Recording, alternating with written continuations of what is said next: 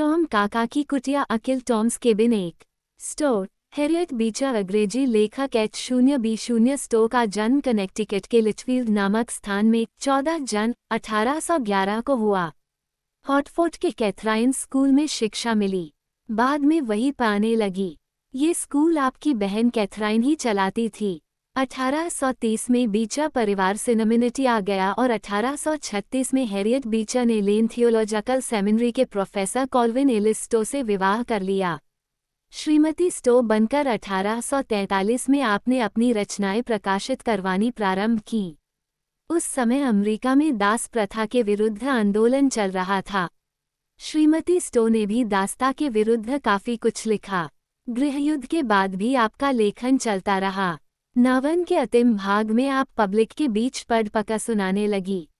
1 जुलाई 1866 को हार्टफोर्ड के अपने घर में आपका देहांत हो गया। अकिल टॉम्स केबिन, टॉम काका की कुटिया नामक उपन्यास 1852 में प्रकाशित हुआ था। इसने प्रकाशित होते ही लोगों के हृदय को हिला दिया था। उपन्यास बहुत ही मार्मिक है। श्री जॉर्ज शेल्बी केंटुकी के एक प्रसिद्ध मानववादी थे। उनके बागों में जो दास काम करते थे, उनके प्रति उनका व्यवहार बहुत ही अच्छा था। हेली नामक एक गुलामों को खरीदने बेचने वाले सौदागर ने एक बार उनके एक रेहन पर अधिकार प्राप्त कर लिया। तब उससे भुगतान करने को शेल्बी तैयार हो गए। उन्होंने उसकी शर्तें मंजूर कर ली। हेली ने अवैध उम्र के टॉम काका नामक हबशी गुलाम को तथा उनकी नौकरानी एलिजा के 5 वर्ष के हबशी बच्चे को मांगा। शेल्बी परिवार जानता था कि वो गुलाम बहुत ही पवित्र हृदय था। शेल्बो परिवार के प्रति उसमें बड़ी वफादारी थी। इसी तरह श्रीमती शेल्बी अबोध बच्चे को सौंप देना भी ठीक नहीं समझती थी। इसलिए उसने इस मांग का बहुत विरोध किया, किंतु शेल्बी ने हेली की बात को स्वीकार कर लिया। एलिजा का पति जॉर्ज हैरिस नामक व्यक्ति था। हैरिस का पिता एक गोरा था। हैरिस प्रतिभावान था। उसके स्वामी ने उसके प्रति बहुत ही निर्दयतापूर्ण व्यवहार किया। हैरिस ने विद्रोह कर दिया और इस समय वह ओहियो नदी पार करके कनाडा भाग जाने की योजना बना रहा था। एलिजा ने छिपकर सुन लिया कि श्री शेल्बी ने उसके बच्चे को बेच दिया था। वह तुरंत भाग जाने की तैयारी करने लगी। अगले दिन सुबह जब हेली को उनके भाग जाने का पता चला, उसने घोड़े कसवा दिए। एलिजा एक जगह छिपी हुई थी। उसके साथ जाने वाले गुलामों में से एक ने एलिजा को चुपचाप हेली के बारे में खबर दे दी। एलिजा अपने बच्चे को लेकर भागी। हेली ने पीछा किया। नदी पर बर्फ के बड़े बड़े टुकड़े बह रहे थे। एलिजा झट से नदी में कूद गई और बर्फ का टुकड़ा उसे बहा ले चला। हाथ भर पीछे ही हेली देखता रह गया। भाग्य ने एलिजा का साथ दिया। उसने नदी किसी प्रकार पार कर ली और वहां क्वेकर लोगों की बस्ती में पहुंच गई, जो कि शांति और प्रेम के प्रचारक थे। ओहियो में उसे शरण मिल गई। तब तक उसे खोजने दूसरे लोग पहुंच भी नहीं पाए। जब ये खबर टॉम काका की कुटिया में पहुंची कि उसे बेच दिया गया था, उसकी पत्नी और बच्चों पर जैसे वज्र टूट पड़ा। टॉम ने अपने स्वामी की आज्ञा का उल्लंघन नहीं किया। वह निरंतर बाइबल पढ़ता था और आज भी उसी से सांत्वना प्राप्त कर रहा था। उसने ईश्वरीय वचन और प्रेम के उस अमर संदेश को अपनी पत्नी को भी सुनाया। अगले दिन हेली ने टॉम काका को गाड़ी में बिठाया, पावों में बेड़िया डाल दी और मिसिसिपी की ओर यात्रा पर चल पड़ा। शेल्बी का तरुण पुत्र जॉर्ज अपने पिता के इस कार्य पर क्रुद्ध हो उठा। उसने रोते हुए टॉम काका से प्रतिज्ञा की कि वह एक दिन आएगा और उसे फिर खरीद लाने की चेष्टा करेगा। मार्ग में हेली ने और भी कई गुलामों को खरीदा। एक स्त्री और उसका 10 महीने का बच्चा भी इन नई खरीदों में थे। नदी पर पहली ही रात को वह स्त्री पानी में कूद गई और हेली ने इस नुकसान को बड़ी ही निर्ममता से सह लिया, क्योंकि ऐसी घटनाएं उसके व्यापार में नई नहीं थी। नौक पर न्यू ओरलियंस के ऑगस्टीन सेंट क्लेयर नामक एक सज्जन भी यात्रा कर रहे थे। वे अपने घर जा रहे थे। उनके साथ उनकी 6 वर्षीय बेटी ईवा तथा उनकी बहन ओफिलिया भी थी। ओफिलिया वंट की निवासिनी थी। ईवा का बाल सौंदर्य, उसके स्वभाव की पवित्रता टॉम से छिपी नहीं रही। उसने बालिका को छोटी मोटी भेंटें देकर अपनी ओर आकर्षित कर लिया। एक बार ईवा पानी में गिर पड़ी। तब टॉम ने नदी में कूदकर उसकी जान बचाई। इसके बाद तो ईवा उससे इतनी हिल मिल गई कि उसे अपने सगी रखने के लिए उसने पिता से अनुनय प्रारंभ कर दी। ऑगस्टीन ने तब हेली को कीमत चुकाकर टॉम काका को खरीद लिया। ऑगस्टीन सेंटिक्लेयर ने न्यू ऑर्लियंस के उच्च वर्ग की एक स्त्री से विवाह किया था जिसको अपने पति के विचार बिल्कुल पसंद नहीं आते थे। उसका यह विचार था कि उसका पति उसकी हर बात में उपेक्षा करता था। उसका नाम मेरी था। वह सदा बीमार सी रहती अथवा बीमारी का बहाना बनाकर वह अपने आसपास के लोगों पर अपनी इच्छाएं लादती रहती थी। वह स्वथिनी और अहंकारिणी थी तथा नौकरों के प्रति उसका व्यवहार अत्यंत निष्ठुर होता। सेंटिक्लेयर दासता की बुराइयों के प्रति खेद प्रकट करता। वह दासों के इस व्यापार के भयानक परिणामों को दोहराया करता। अपने दासों के प्रति आवश्यकता से अधिक मानवीय करुणा दिखाकर वह अपनी आत्मा को दासता के पाप के बोझ से सदैव मुक्त करने की चेष्टा किया करता था। टॉम काका को ईवा इतना प्यार करती थी कि बच्ची के सद्व्यवहार के कारण वह कभी किसी बात की शिकायत नहीं करता था। अब वह अस्तबल की देख रेख करता और पहले की तुलना में कहीं अधिक आराम से रहता। ईवा अक्सर उसे बाइबल पढ़कर सुनाती। वह उसे लिखना भी सिखाती ताकि कुछ ही दिनों में वह अपनी पत्नी को पत्र लिखकर अपने हालचाल आदि लिख सके। इसी दौरान में जॉर्ज हैरिस अपनी पत्नी से क्वेका बस्ती में जा मिला। मार्क्स नामक एक व्यक्ति कुछ सिपाहियों का दल लेकर आ गया। उसका इरादा था कि इस तरह भाग निकलने वाले सारे गुलामों को वह हाल में बने भगोड़े गुलामों के कानून के अंतर्गत पकड़ ले और उन सबको अपना कहकर बेच डाले।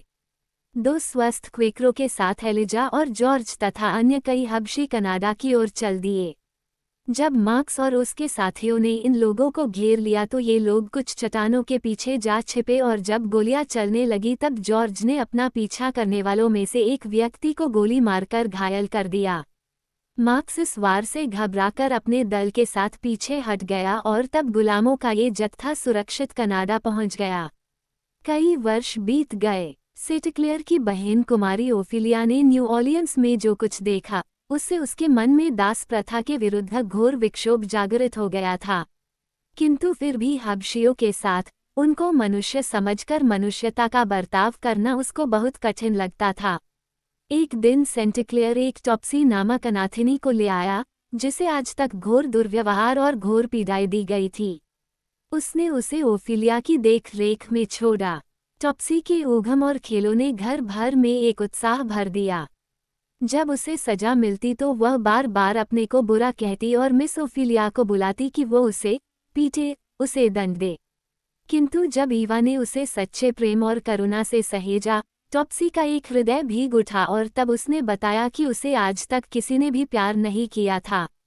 इस बात ने ओफिलिया को विचार मग्न तो बना दिया, किंतु फिर भी वह बालिका के प्रति स्नेहार्द्र नहीं बन सकी। घर पर ईवा की बीमारी ने एक काली छाया डाल दी।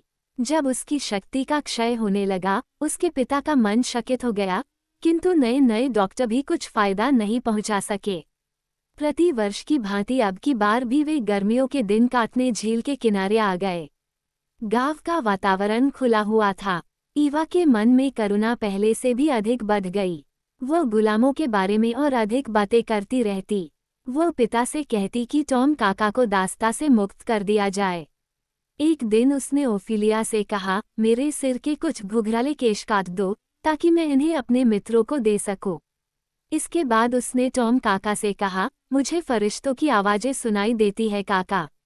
और कुछ समय के उपरांत ईवा का देहांत हो गया। ईवा की मृत्यु के बाद उसका पिता अपनी पुत्री की इच्छाओं को पूरा करने के बारे में अधिकाधिक सोचने लगा। टॉम काका को स्वतंत्रता देने की ओर उसने कदम उठाना प्रारंभ किया। वह टॉम काका को अपनी बातों में अधिक सम्मिलित करता, उससे सलाह लेता, उससे गोपनीय बातें करता। टॉम काका उसका परमात्मा और उसकी इच्छा में विश्वास सुदृढ़ न देखकर उसे उसी के रास्ते में ले जाने की कोशिश करता।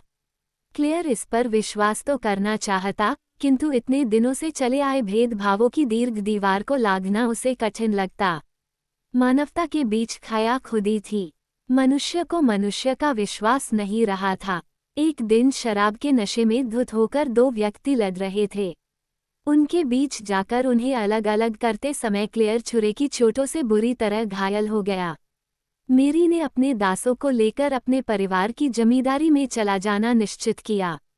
उसने अपने पति की इच्छाओं की चिंता न की और न ओफिलिया की ही बातें सुनी, जो कि टॉम काका और अन्य दासों के पक्ष में बोलती थी। एकदम निर्ममता से उसने उन सबको अपने वकील को सौंप दिया। वकील ने उन्हें एकदम गुलामों के बाजार में भेज दिया। न्यू ऑर्लियंस में टॉम काका पर बोली लगी और बेच दिया गया। उसके साथ ही 15 साल की एक एमिलीन नामक सुंदर लड़की भी बिकी। नया मालिक साइमन लेग्री बड़ा कठोर और निर्दय व्यक्ति था। वह अपने बागात में बड़ी निष्ठुरता से काम लेता था। रेड रिवर लाल नदी के किनारे एकाध भूभाग में उसकी जायदाद थी। वहाँ उसका एक ही कानून था। उसका कानून जूते, कोड़े, घुसों और कुत्तों के बल पर अखंड रूप से चलता था। वह स्वयं सारा प्रबंध करता था। उसके सहायक 2 हबशी थे, जिन्हें उसने खूंखार बना दिया था और अन्यों पर उन्हें वह छोड़ देता था। वह टॉम को भी अपना सहायक बनाना चाहता था। टॉम ने देखा कि लेग्री के दास बहुत ही गंदे थे और असह्य दरिद्रता में रहते थे। वे बिल्कुल ही बेसहारा और भाग्यमानस, निराश लोग था। बहुत से तो बाइबल के बारे में कुछ भी नहीं जानते थे। लेग्री टॉम से जो काम चाहता था, उसके लिए टॉम अपनी करुणा और पवित्रता के कारण नितांत अयोग्य था। लेग्री के घर में केसी नामक स्त्री रहती थी। वह गोरा हबशी दोनों की सकर संतान थी। वह लेग्री की घोर शत्रु थी। उसने लेग्री से एमिलीन की रक्षा की। उसने टॉम को बुरी तरह पिटवाया और बाद में उसकी मरहम पट्टी करके उससे बातें करने लगी। लेग्री बड़ा अविश्वासी था। केसी ने उसकी इस मनोवृत्ति का फायदा उठाया और वह एमिलीन को लेकर भाग निकली। वह तो सफल हो गई, किंतु लेग्री ने इसका दोष टॉम पर मत दिया। यद्यपि टॉम का केसी के षड्यंत्र में कोई भाग नहीं था, किंतु उसने लेग्री के क्रोध को चरम सीमा पर पहुंचा दिया। टॉम जानता था कि जो मार उस पर पड़ चुकी थी, उससे उसका बचना असंभव था, किंतु जीवन के इन अंतिम क्षणों में उसे मोक्ष की आशा हो गई थी। उसने इसी विजय के गर्व में लेग्री से स्पष्ट कह दिया कि लेग्री उसकी आत्मा को नहीं मार सकता था। इस घटना के कई दिन पहले तरुण शेल्बी टॉम काका को केंटुकी ले जाने के लिए अपनी खोज पर चल पड़ा था। आखिरकार जब वह लेग्री के बागात पर पहुंचा, उसने टॉम काका को मरते हुए पाया। टॉम काका के मन में अखंड शांति थी। इन पार्थिव कष्टों को वह परलोक के सुखद जीवन का मार्ग समझता था। साइमन लेग्री छिद गया। वह केसी और एमिलीन को नहीं अड़ सका। वे दोनों ही कनाडा पहुंच गई। वहां केसी अपने बहुत पतले बिछुड़े हुए भाई से जा मिली। प्रसन्नता का पारावार न रहा। केसी का भाई और कोई नहीं, स्वयं जॉर्ज हैरिस था। टॉम काका अपनी पवित्रता को अंत तक निभाकर स्वर्गवासी हो गया। प्रस्तुत उपन्यास बहुत ही करुण है। इसमें दास प्रथा का बहुत ही गहरा चित्रण है। दासों की भीतरी कमजोरियों को भी उभारकर लेखिका ने सामने रख दिया है। तत्कालीन शासक वर्गों के भीतर कितनी मानसिक प्रक्रियाएं तथा चिंतन स्तर थे, वे भी हमें यहाँ स्पष्ट दिखाई देते हैं। टॉम काका का पुण्यात्मा स्वरूप आँखों के सामने घूमता रहता है। वह एक अपराजित प्राणी है, जो सत्य और करुणा का कभी भी परित्याग नहीं करता। ईवा का चरित्र भी बहुत निर्मल है। इस उपन्यास में ऐसी वेदना है कि पाठकों की आंखें भीग जाती है।